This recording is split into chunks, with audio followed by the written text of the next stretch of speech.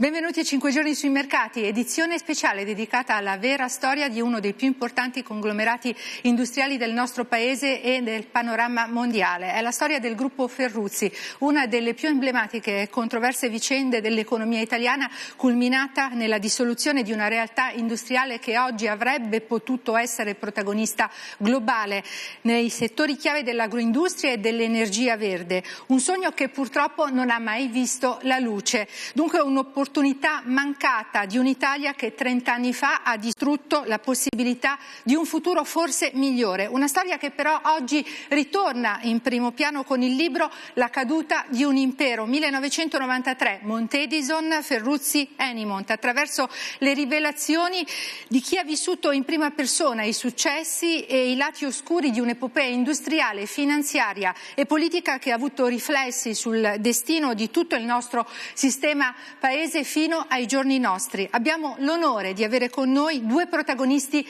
d'eccezione. Benvenuti Carlo Sama e Sergio Cusani. Grazie per aver accettato il nostro invito. Grazie a lei, buonasera. Buonasera a lei e a tutti i telespettatori.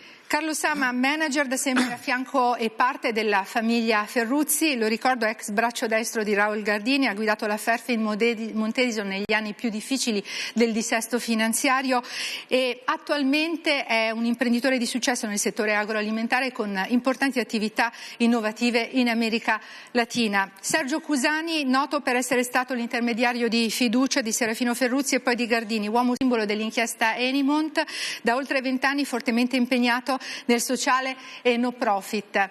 E allora apriamo questa conversazione, dottor Sama, con il suo libro. Con questo libro lei ha riscritto la storia della finanza italiana, alzando il velo su alcune responsabilità fondamentali dell'establishment economico e finanziario del nostro paese, all'epoca governato dalla Mediobanca di Cuccia. Come si sente adesso che si è tolto finalmente dalle spalle questo macigno che portava da 30 anni?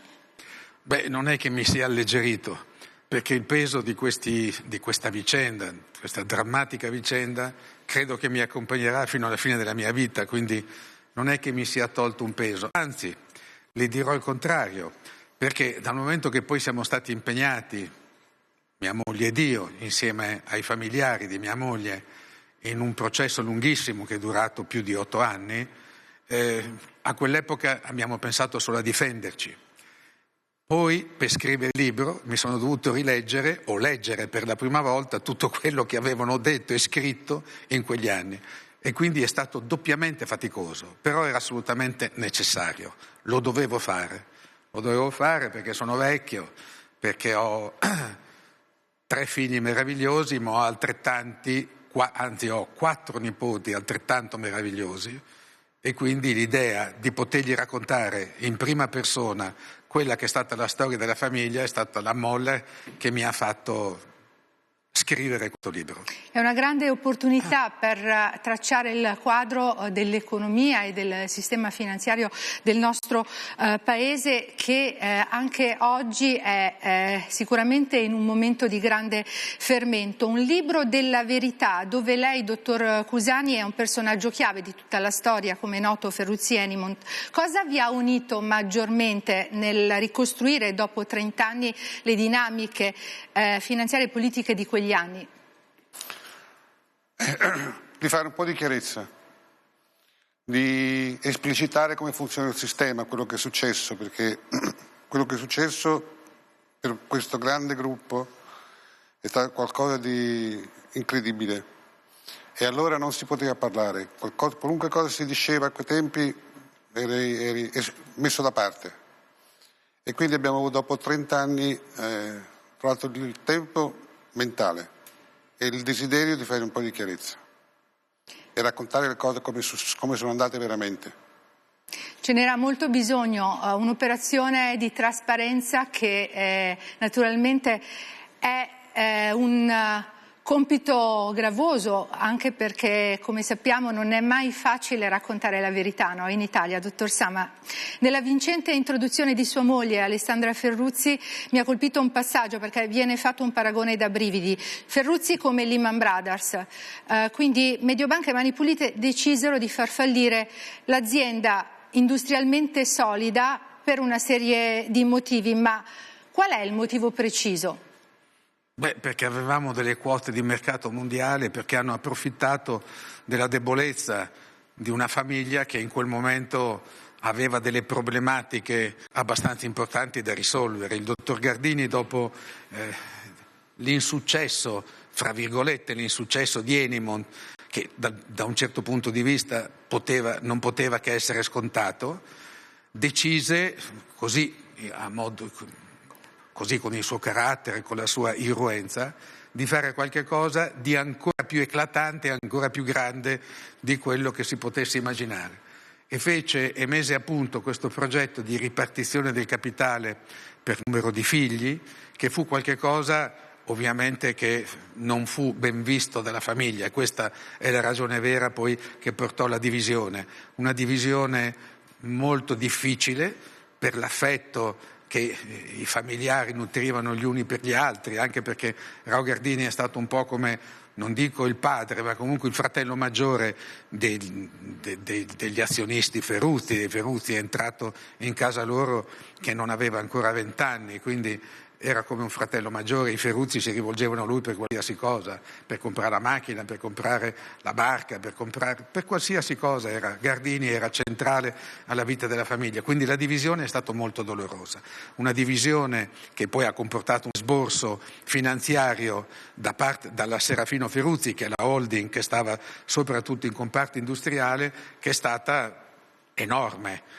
Molto importante, anche perché si è liquidata la quota di Dina, che aveva il 23% della Ferruzzi finanziaria, ma si è liquidato anche Gardini come manager, e Gardini a quell'epoca pretese che fosse liquidato sommando la quota, l'importo, sommandolo all'importo della quota di Dina Ferruzzi. E per la famiglia fu un esborso molto importante. Sarebbe stato molto più semplice che la parte di Gardini fosse stata liquidata dalle imprese dove lui aveva svolto il suo lavoro, ma lui non l'accettò per un problema impositivo, non voleva pagare le tasse su quella liquidazione. Questo creò un momento di grandissima debolezza, perché coincise con l'inizio praticamente di Mani Pulite, ma soprattutto permise a Mediobanca e alle banche che si associarono al progetto di Mediobanca di intervenire sulla Ferruzzi. La Ferruzzi aveva il comparto industriale più sano, con quote di mercato mondiale, che in Italia nessun altro aveva. Su questo argomento c'è un libro straordinario che ovviamente tutto il mondo ha ignorato a quell'epoca e anche successivamente, che è un'indagine che la Banca d'Italia commissionò all'Antitrust.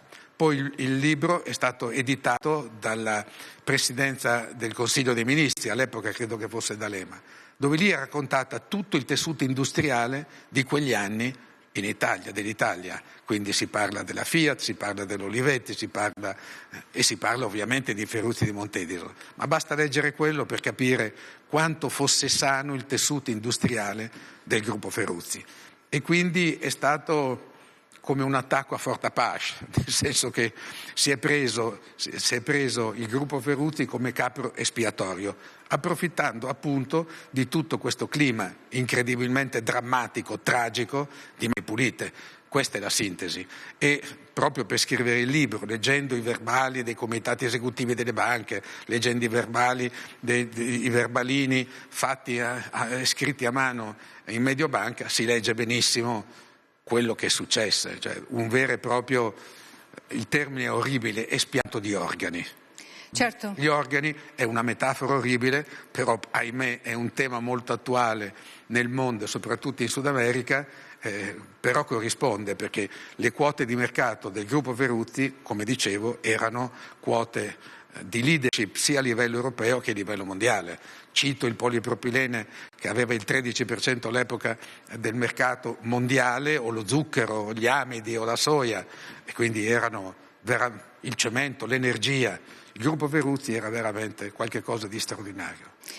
Sicuramente bisogna ricomporre, ricostruire la storia. Proprio per questo vi abbiamo chiesto di venire, dottor Cusani, perché a distanza di 30 anni è interessante anche ascoltare la sua valutazione, no? Certo. Su quella che è stata la gestione della crisi di Montedison e Ferruzzi da parte di Mediobanca, ma soprattutto qual era il tesoro a cui puntavano?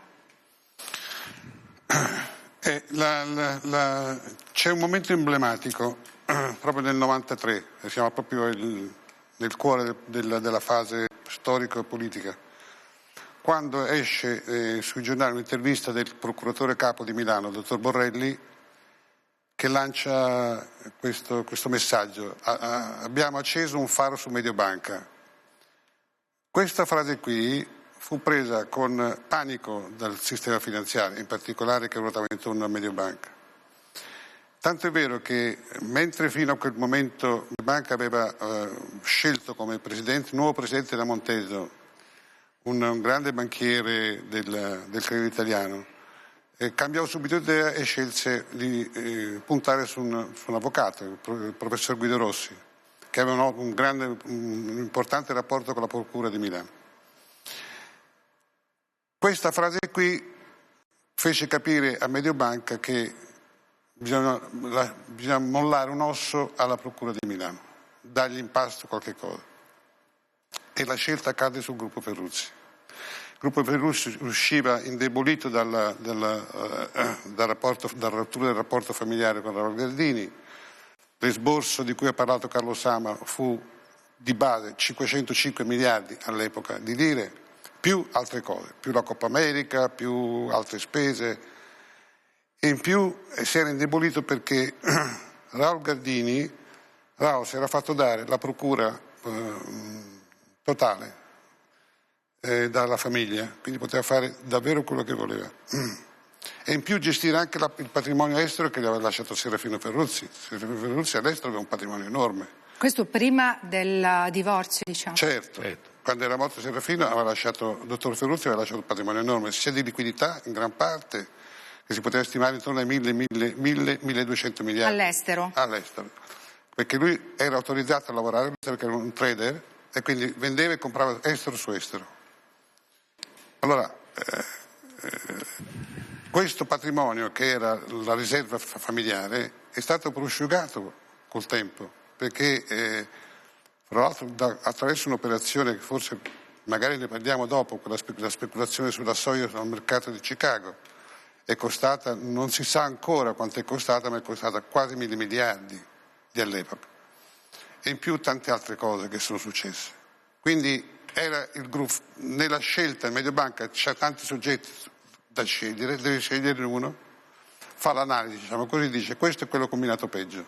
Certo, il punto ed è anche più quello dell'indebitamento che è stato... È anche più debole, quindi era perfetto. Preso nel mirino. Naturalmente c'erano anche altri gruppi industriali, del cielo, altrettanto, forse non altrettanto indebitati e probabilmente dal punto di vista industriale meno profittevoli della Ferruzzi Montedison. No, c'erano altri grandi gruppi industriali più indebitati del gruppo Ferruzzi e soprattutto con un patrimonio industriale praticamente azzerato. Ma non so se condividi, Sergio, questo episodio che tu hai citato, che è perfetto, coincide anche con un cambiamento di orientamento da parte di Cuccia, nel senso che fino al faro, che avrebbe dovuto accendere il procuratore generale della Repubblica, in Mediobanca c'era una sorta di monitoraggio di tutto quello che succedeva nella Procura della Repubblica, diciamo, chi era sotto indagine, eccetera, eccetera. E il vento cambiò all'improvviso e coincise con la visita del dottor Romiti alla Procura Generale della Repubblica e lì cambiò il vento. Prima del 7 aprile? Prego? Prima del 7 aprile?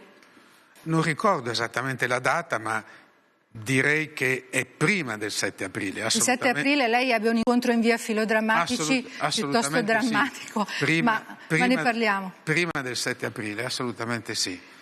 E niente, e questo fu importante anche perché ci fu, mentre prima c'era una sorta di opposizione o comunque di grande preoccupazione, poi ci fu con la visita di Romiti, che poi è sempre stato il pupillo del dottor Cuccia, ci fu proprio un cambiamento di orizzonti di Mediobanca, quindi si ricollega benissimo con quello che ha detto il dottor Cusani, perché ovviamente bisognava scegliere una vittima sacrificale e la vittima sacrificale non poteva che non essere il gruppo Ferruzzi per tutte le ragioni che abbiamo detto fino a questo momento. È chiaro che la vicenda di Tangentopoli rappresenta il catalizzatore, no? Il classico catalyst, che poi ha innescato una serie di dinamiche portando alla situazione più incandescente nei mesi successivi. Ma prima di entrare nel merito delle vicende finanziarie e in un certo senso politiche, vorrei partire dal racconto della Ferruzzi, così come era in origine, come l'aveva fondata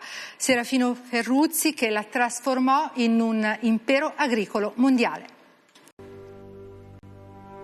Questo è un omaggio a Serafino Ferruzzi, che da figlio di contadini partì dalla provincia di Ravenna per trasformarsi nel re del grano e della soia.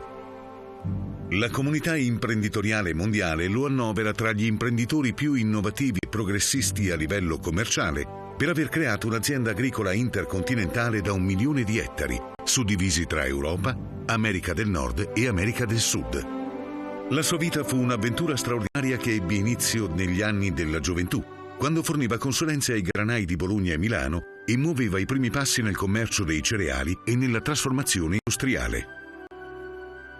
Nel 1948 fondò l'azienda Ferruzzi, dando avvio a transazioni commerciali internazionali con i paesi occidentali, Germania Ovest e Francia, e orientali, Ungheria e Romania.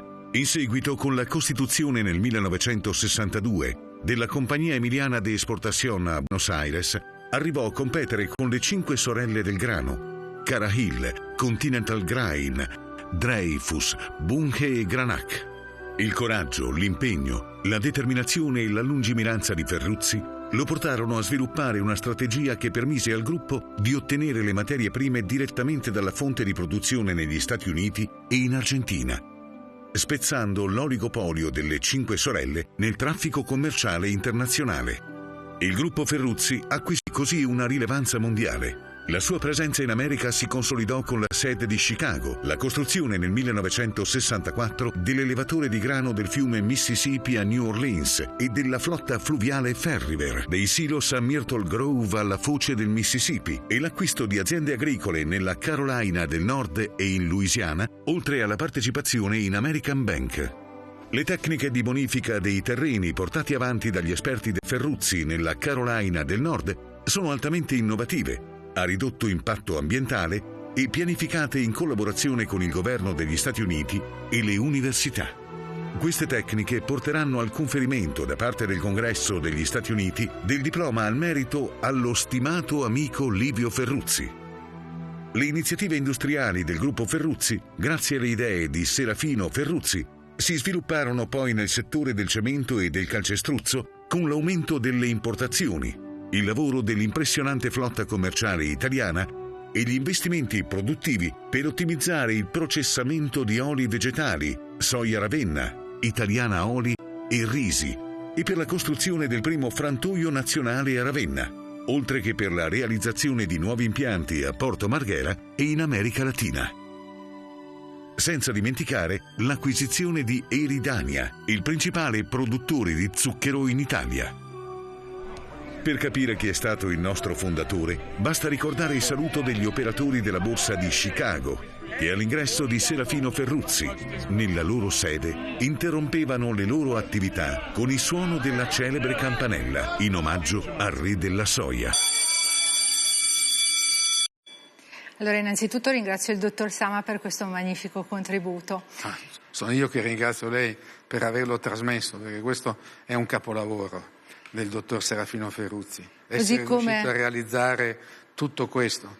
E pensi che è morto a 70 anni, era guarito da una malattia grave ed era ripartito con la forza di un giovane adolescente, di un giovane uomo. Aveva una grinta all'epoca straordinaria, quindi avrebbe fatto sicuramente chissà quali altre cose. Un capolavoro da cui poi è partito un impero, no? C'è sempre un prima e un dopo negli eventi. La tragica scomparsa di Serafino Ferruzzi nel dicembre del 79 rappresenta il punto di svolta. La guida poi passò a Raul Gardini, che continuò ad innovare con una diversificazione e una visione sul mondo industriale green, che oggi naturalmente torna al centro dell'attenzione, perché avrebbe potuto essere già 40 anni fa, già 30 anni fa, plastica riciclabile, benzina verde, primo produttore di zucchero in Europa, primo esportatore di derrate agricole della CE. Anni 80, boom di borsa, quindi secondo gruppo privato italiano, rapporti d'affari in tutto il mondo e la clamorosa scalata alla Montedison.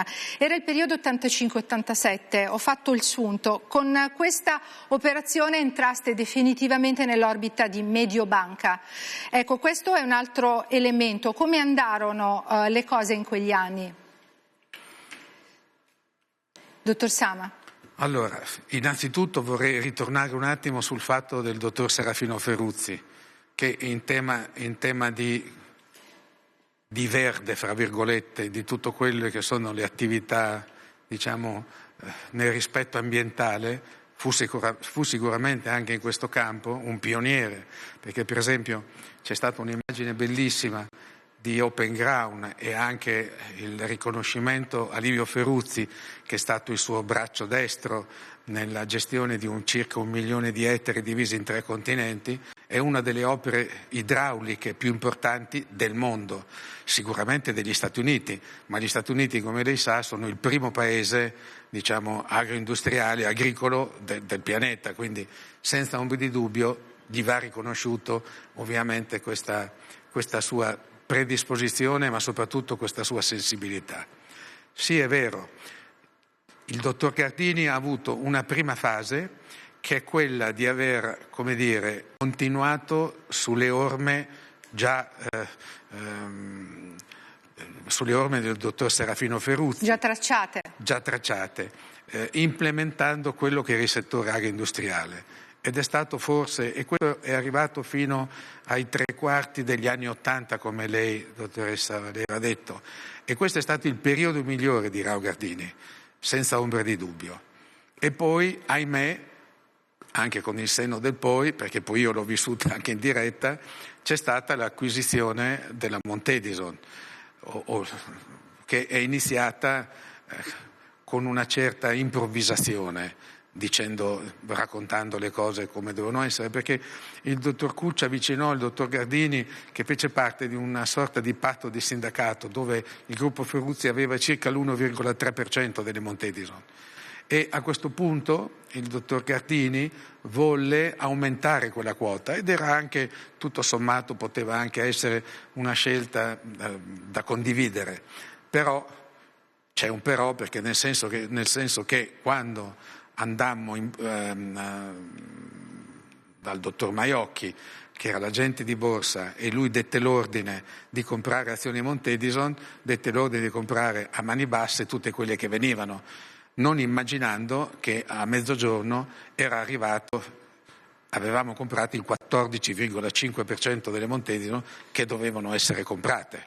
Eravamo nello studio del dottor Cusani, dopo l'ordine che avevamo dato al dottor Maiocchi, e più o meno dopo mezzogiorno arrivò la telefonata dicendo che avevamo comprato il 14,5%. Noi non capimmo la percentuale, ma l'accidente del dottor Gardini ci fece pensare che era una quota assolutamente rilevante. Ecco, proprio su questo volevo inserirmi con una domanda al dottor Cusani, perché Alessandra Ferruzzi ricorda nel libro come lei abbia organizzato incontri cruciali per il gruppo Ferruzzi con Serafino e poi con Raul naturalmente, inclusi quelli con Nerionesi alla BNL, no? Alla Banca Nazionale del Lavoro, per ottenere il famoso prestito da 2.000 miliardi di lire per la scalata alla Monte Edison. Quindi è vero, Cusani, che senza il patrimonio lasciato da Serafino Ferruzzi quell'operazione, Raul Gardini non avrebbe mai potuto realizzare quell'operazione? È assolutamente vero. Difatti, chi aveva incominciato il processo di ristrutturazione del gruppo come strategia era stato proprio Serafino Ferruzzi quando comprò l'Eridania. Quindi passò da trader di materie prime e cerealicole a un'attività agroindustriale. Importante, perché l'Eridania era la prima azienda italiana, una delle prime in Europa, perché aveva anche la Begenzé francese dentro. Quando Raul, pressato anche dalla pubblica opinione, dai giornali, dalle copertine, insomma, che lo spingevano a entrare nel sindacato di controllo della Monte Edison, ci fu una verifica presso il Presidente del Consiglio italiano per, diciamo così, avvertirlo che c'era questa possibilità di incrementare la quota in Monte Edison del gruppo Ferruzzi. E dal Presidente del Consiglio allora l'indicazione fu benissimo, però massimo un 4-5%, in modo da non creare disequilibri e disarmonie fra gli azionisti. Chi era il Presidente del Consiglio? Era l'onorevole Craxi. Sì. E invece Raul, che era un forte giocatore, Raul Gardini era un grande giocatore, un giocatore di poker, un giocatore serio, si fece prendere la mano, anche perché non era preparato, non conosceva i meccanismi di borsa, gli usi di borsa, come dare un ordine, e quindi aveva dato questo ordine aperto, diciamo così. Senza stabilire il prezzo? Sì.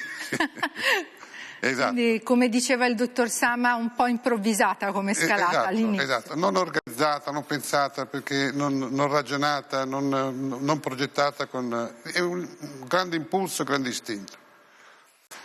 Tant'è vero che quando ebbe questa risposta, che si ricorda bene lui, accidenti, abbiamo il 14,5%, lo disse poco fra il preoccupato e molto sul sorpreso positivamente. Probabilmente la domanda che si faceva, come lo paghiamo questo 14%? Non se lo poneva proprio questo tema, se l'è posto subito 5 Senta, minuti però dopo. Cusani, lei crede che Gardini abbia tradito l'eredità di Serafino Ferruzzi dando in garanzia le azioni Monte Edison? No, le spiego bene perché è delicato questo passaggio. Quando noi abbiamo fatto il conto di quanto bisognava pagare, poi non è che bisogna pagare dopo anni, dopo una settimana bisogna versare presso la Banca d'Italia il controvalore dell'acquisto.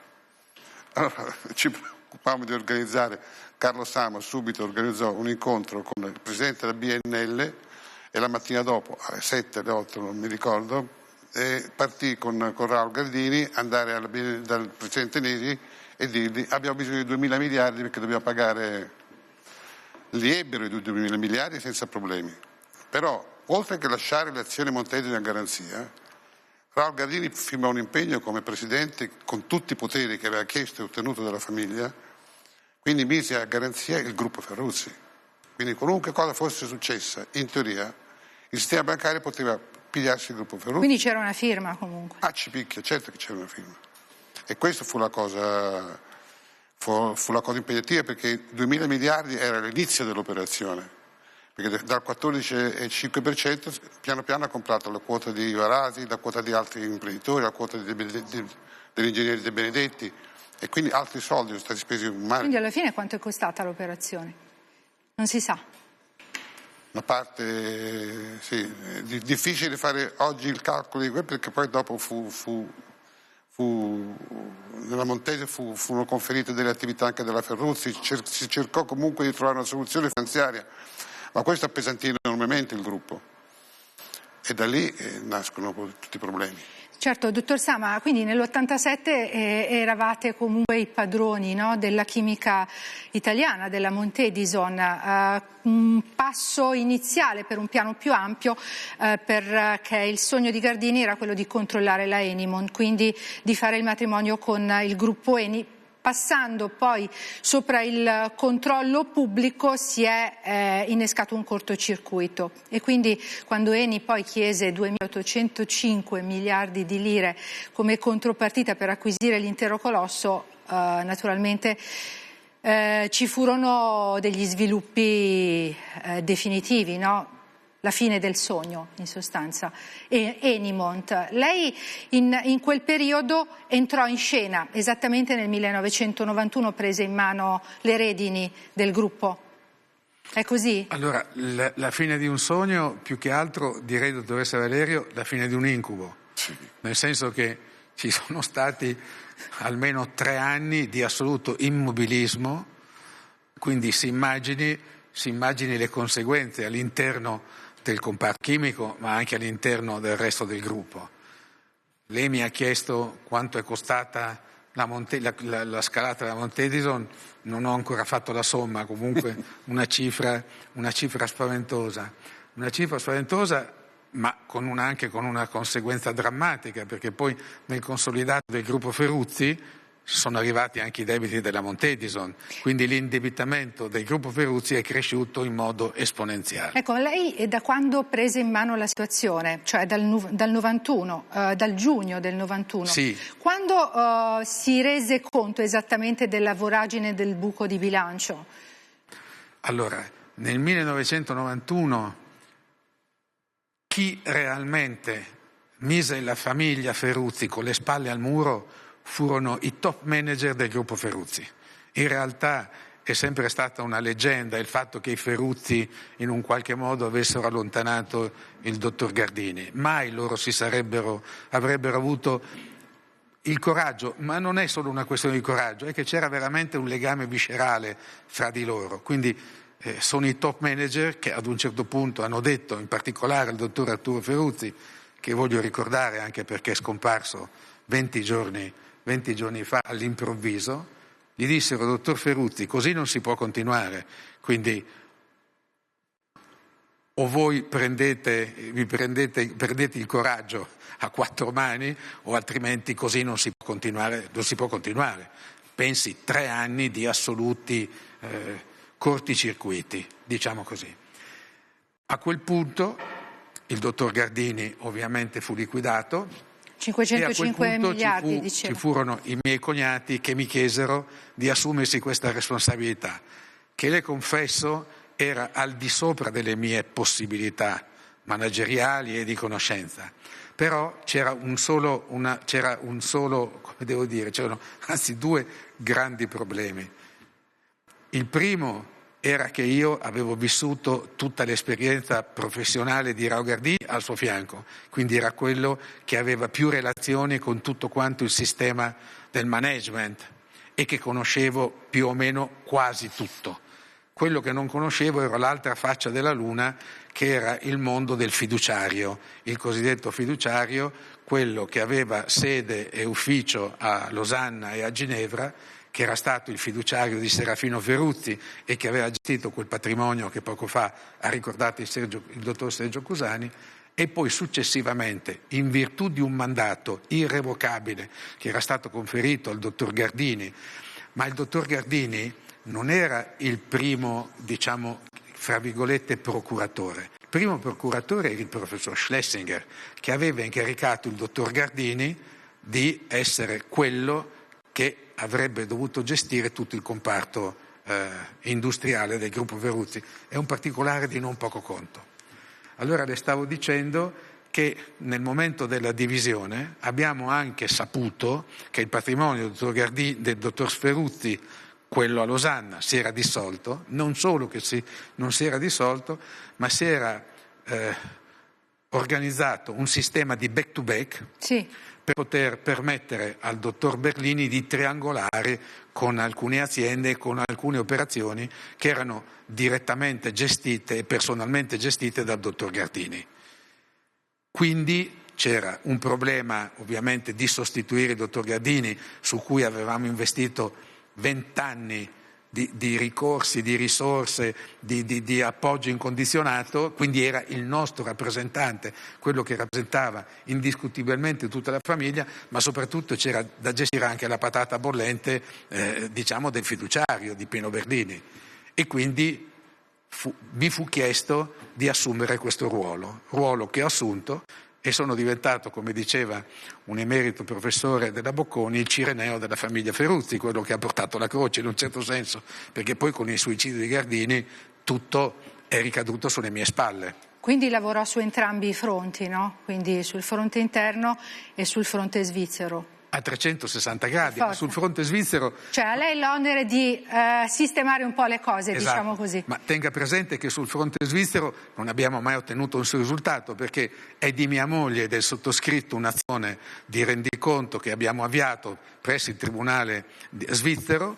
Il Tribunale ci ha dato ragione, ma ci ha dato ragione così tanto per fare, perché poi non ha permesso a Berlini di darci il vero rendiconto di tutto quello che lui aveva gestito. Anche se poi con certe ammissioni durante il periodo di Mani Pulite e con certe confessioni di qualcheduno che ne aveva beneficiato, siamo riusciti abbastanza a ricostruire quello che si può considerare il vero pozzo nero del gruppo Ferruzzi. E questo è un elemento chiave, è sicuramente centrale, perché lei ne parla espressamente nel libro, e sì. Proprio su questo mi permetterei di fare una domanda al dottor Cusani, perché nel libro di Carlo Sama si parla appunto del sistema Berlini, no?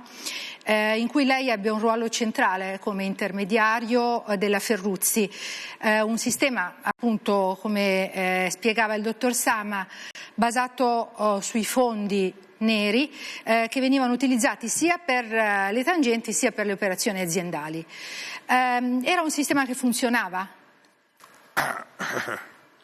Questo non l'abbiamo mai saputo.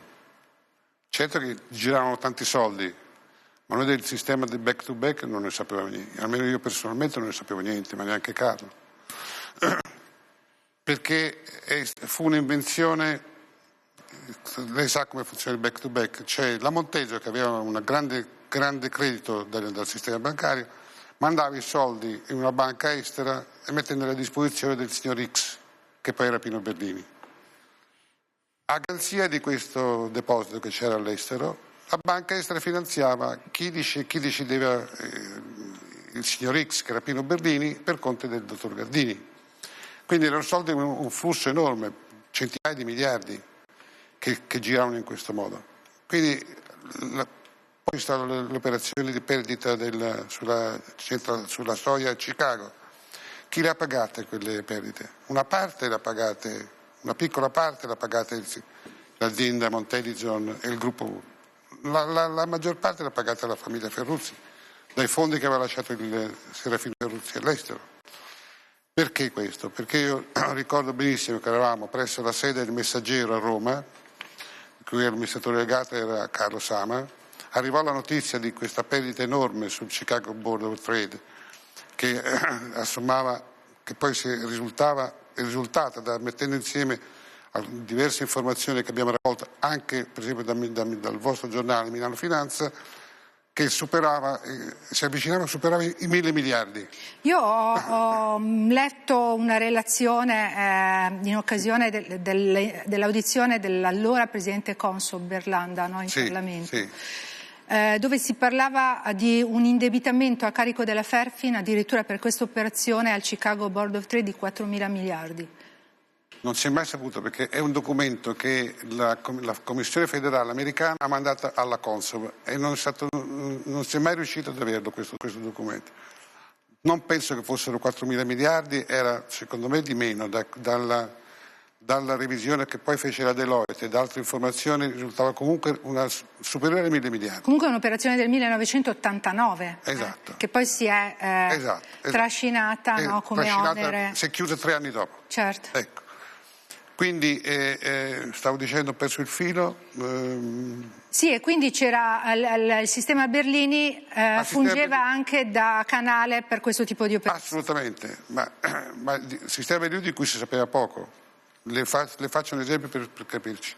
Quando fu interrogato, perché fu coinvolto nel mio processo anche Pino Berlini, ne è uscito dal processo versando 70 miliardi.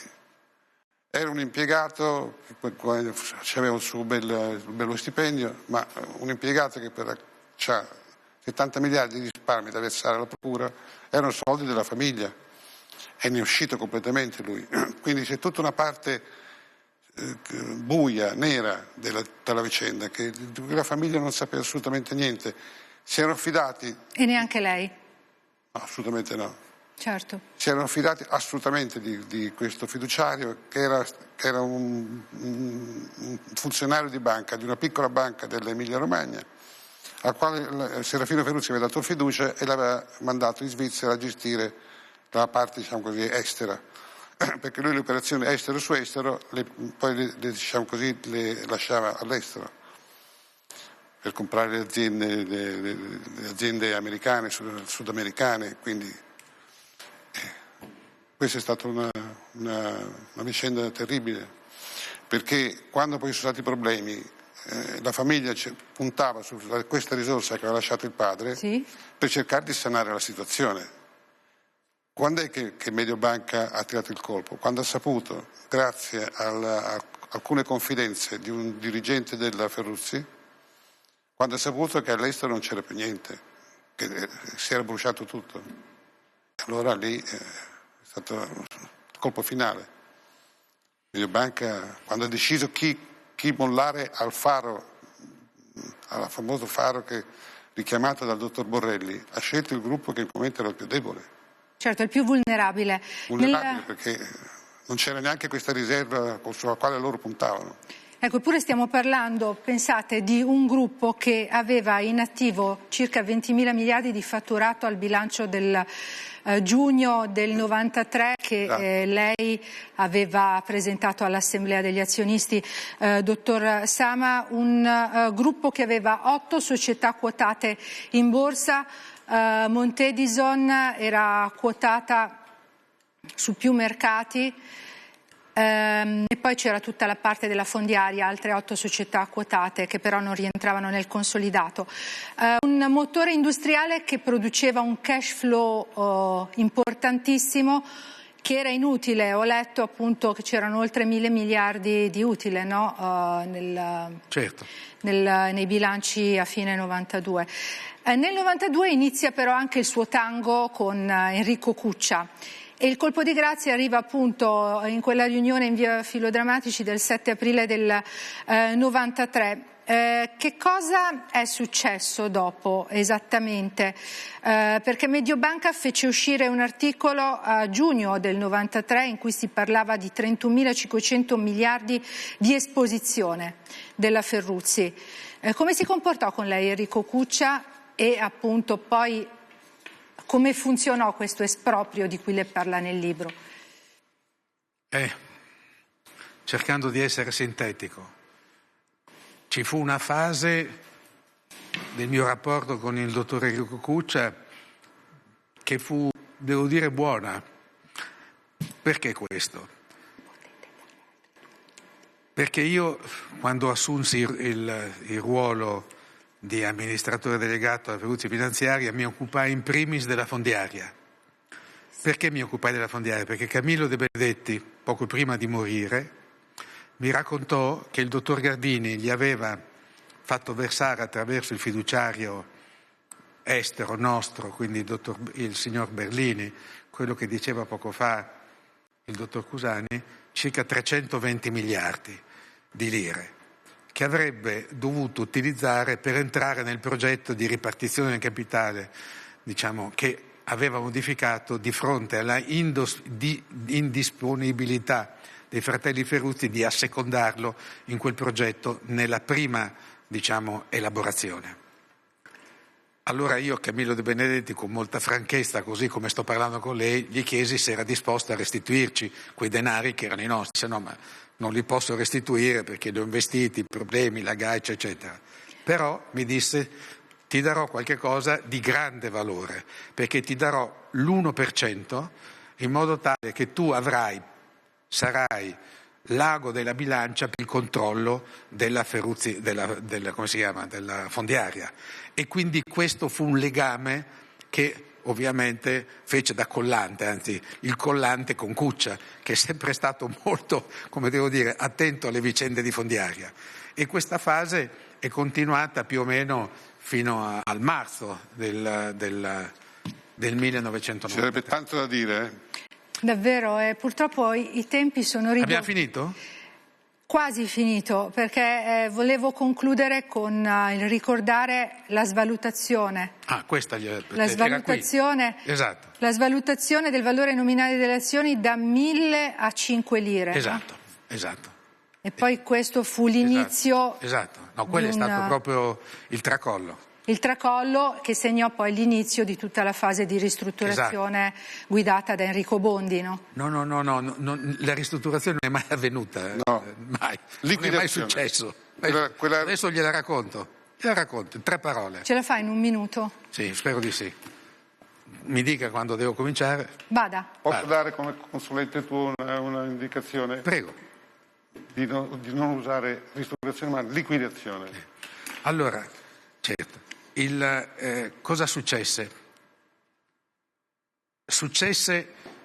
Lei mi stava parlando della svalutazione. Benissimo. Prima di tutto c'è da raccontare che c'è il blocco degli affidamenti e c'è da raccontare che i debiti della Ferruzzi non erano 31.000, erano lordi, nel senso che c'erano anche i crediti. Quindi il sistema rischia il default. Obbligano i Ferruzzi ad andare a Mediobanche a firmare il famoso patto di liquidazione fra virgolette. Bene, i Ferruzzi vengono estromessi. 30 settembre 1993, scusi se salto, ma il tempo è pochissimo. Bondi e Rossi presentano la semestrale come lei sa, della Montedino e della Ferruzzi.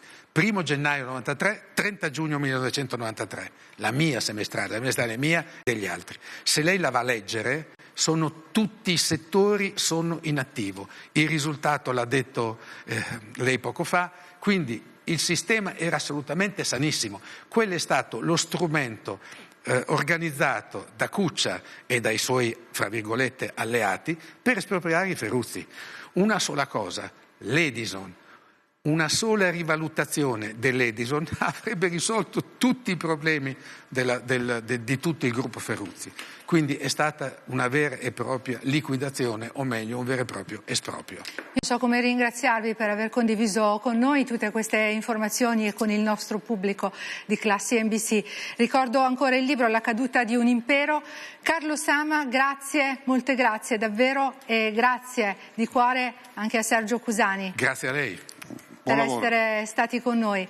Grazie a voi dell'attenzione, arrivederci.